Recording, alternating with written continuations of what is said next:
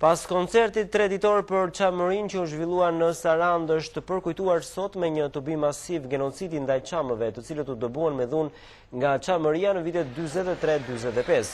Qindra shqiptar të ardhur nga jugu dhe veriu Shqipërisë, si dhe nga Kosova dhe Maqedonia u mblodhën në pikën kufitare në Greqinë në Qafbot, ku përkujtuan 64 vjetorin e masakrës ndaj çamëve nga shteti grek.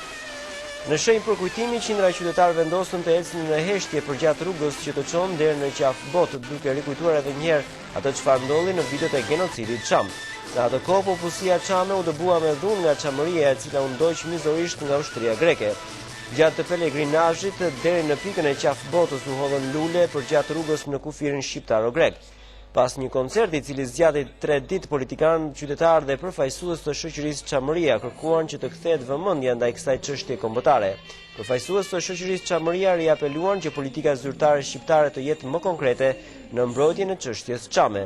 Ceremonia e përkujtimit të genocidit mbi shqiptarët e Çamërisë, si çdo vit, nisi me nderimin në varrezën masive të Kollgjerit, ku ndodhen të gjithë të masakruarit në vitet 43 deri në vitin 45.